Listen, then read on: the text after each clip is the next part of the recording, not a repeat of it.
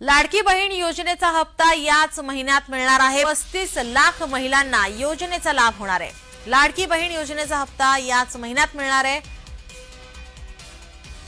पहिल्या टप्प्यात 35 लाख महिलांना योजनेचा लाभ होणार आहे।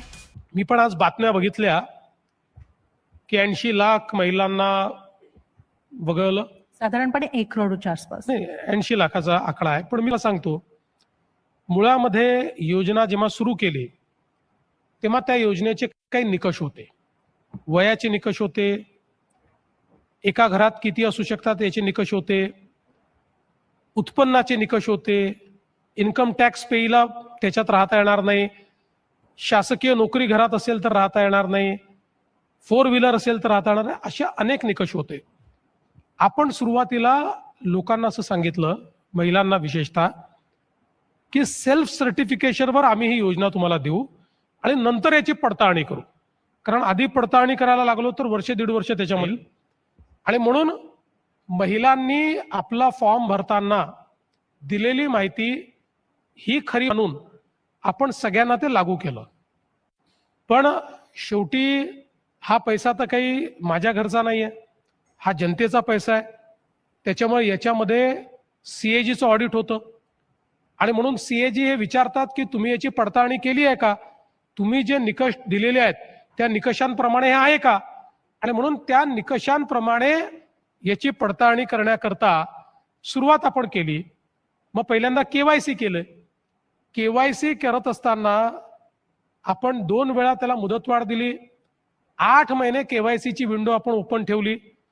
त्यात जेवढ्या महिला आल्या त्या सगळ्यांना आपण पात्र केलं। पण ज्यांनी केवायसीच केली नाही त्यांना वारंवार सांगून त्या केवायसी करत नाहीत, तर इथे शंका घेण्याला कारण काय की जर मला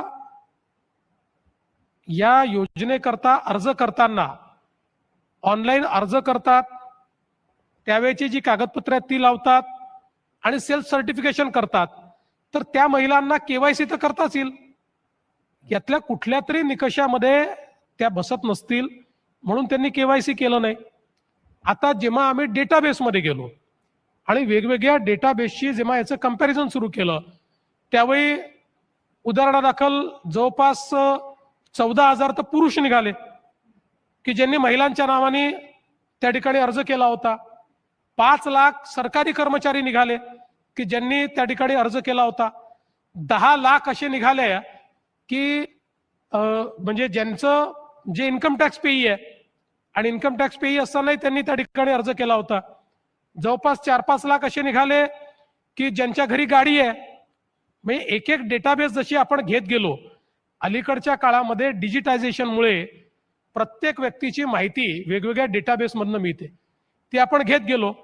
अशा पद्धतीनं ज्यावेळी हे लक्षात आलं आणि मग त्यातल्या अनेक लोकांनी केवायसीच केली नाही। वारंवार आपण सांगितलं केवायसी करा, केवायसी करा, केवायसी करा, त्यांनी केली नाही। त्यामुळे अशा प्रकारे जे इनएलिजिबल आहेत किंवा ज्यांनी केवायसी केली नाही त्यांचंच फक्त थांबवण्यात आलंय, बाकी सगळ्यांचं रेग्युलर आपण देतो। आणि यांच्यापैकी म्हणजे जसं मी तुम्हाला एक उदाहरण सांगतो, 25 लाख महिलांची केवायसी चुकली होती, त्यांना आपण सुधारून घेतलं। असं नाही की त्यांना आपण गाळून टाकलं, त्यांना सुधारण्याची संधी दिली, त्यांच्याकडनं सुधारून घेतलं। मी आज तुमच्या माध्यमातून महिलांना पुन्हा सांगतो की यांच्यापैकी कोणाला वाटत असेल की आम्ही एलिजिबल आहोत आणि काही कारणाने आम्ही केवायसी करायचं राहून गेलो, अजूनही सरकारची तयारी आहे। आजही आम्ही केवायसी करता विंडो ओपन करायला तयार आहोत। पण जे इनएलिजिबल आहेत त्यांना जर आम्ही उद्या दिलं तर सीएजी आम्हाला विचारणार आहे आणि सीएजी आम्हाला वसुली करायला लावणार आहे। सीएजी हे नाही म्हणणार नुसतं इनएलिजिबलला का दिलं। आता तर आम्ही ही भूमिका घेतली आहे की आजपर्यंत ज्यांना दिलं ते इनएलिजिबल, पुरुष सोडून, पुरुषांकडनं तर वसूलच करू, पण पुरुष सोडून ज्या महिला इनएलिजिबल असताना घेत होत्या त्यांना 1 टाइम माफी देऊन त्यांच्याकडनं काही वसुली आम्ही करणार नाही। पण उद्याला हे जर आम्ही कायम ठेवलं, म्हणजे केवायसी झाल्यानंतरही ज्या इनएलिजिबल निघाल्या त्यांना जर आम्ही देणं सुरू ठेवलं तर आम्हाला त्यांच्याकडनं वसुली करा असा सीएजीचा आदेश हा प्राप्त होईल। आणि त्यानंतर हे किती वाईट असेल की बहिणींना पैसे द्यायचे, आणि मग त्यांच्याकडे जाऊन सांगायचं आता पैसे परत करा. आणि म्हणून जे होत आहे ते नियमाने होत आहे. हा जनतेचा पैसा आहे. जनतेचा पैसा हा नियमानेच खर्च करता येतो.